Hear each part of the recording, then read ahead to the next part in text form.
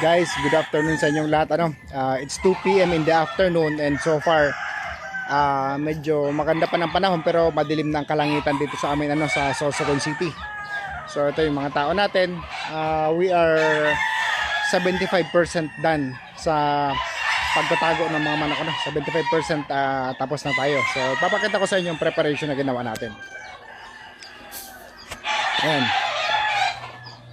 Ito yung mga cocks natin.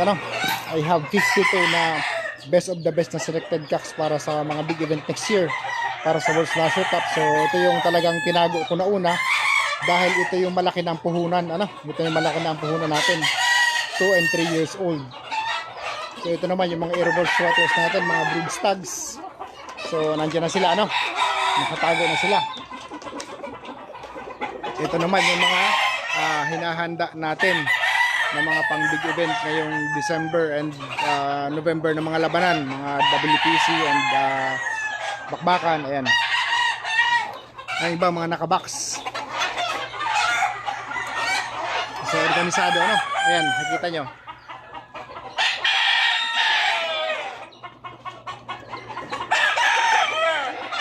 Ayan.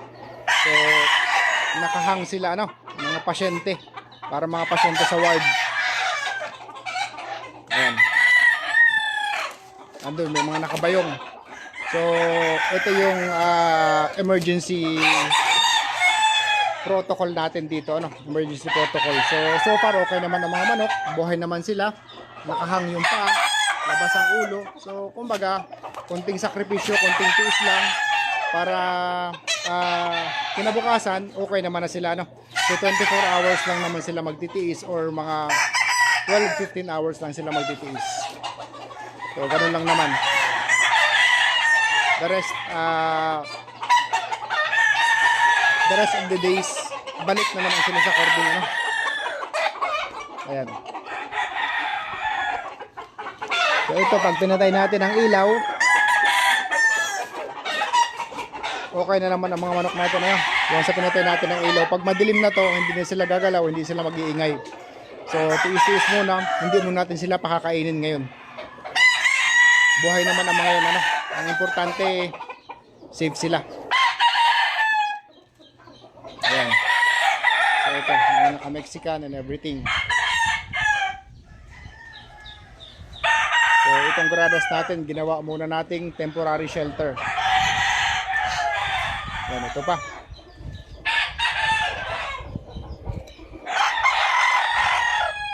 Mga fly pens natin, puno din. And mamaya, tatanggalin din yung pag lumakas, Ayun, may mga binabayong pa tayo. Ayan.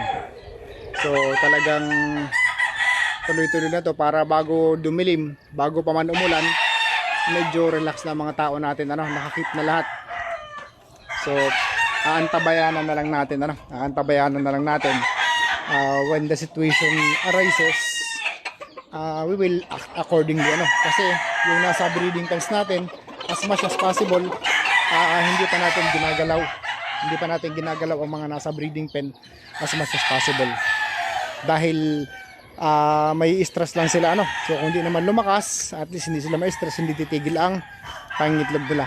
So kung lumakas man, andito naman kami hanggang mamayang gabi, ililigtas namin sila accordingly. Ayan. So ito, mga broodcocks natin tinatago na rin ngayon, Ayan. So yun yung mga tao natin na nagpe-prepare.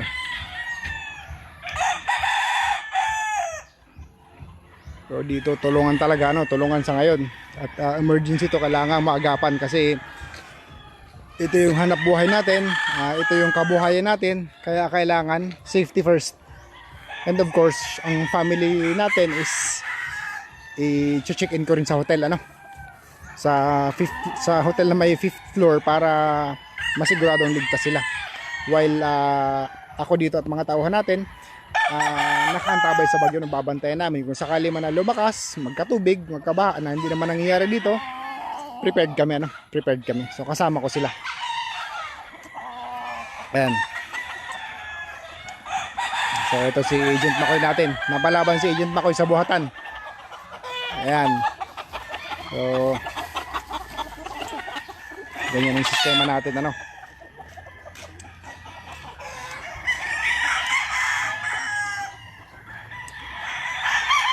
Ayan.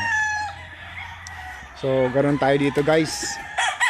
So antabay lang tayo sa latest update ano, and sana wag naman tumuloy. Sana bago maglandfall malusaw na para hindi na tayo maapektuhan ano, at para walang masyadong gastos, walang gaanong damage, walang mga properties na masira, at walang mga manok o mga hayop na madamay ano. So antabayanan nyo lang guys. Mag-update tayo sa inyo maya maya ano. Ayan, ito. So tuloy-tuloy ang paglalagay nila sa sako nitong mga manok natin. Kunti na lang to. Siguro mga 80% tapos na. Mga 80% tapos na. Ayan. So maraming salamat sa pagsubaybay. Magkita-kita tayo ulit.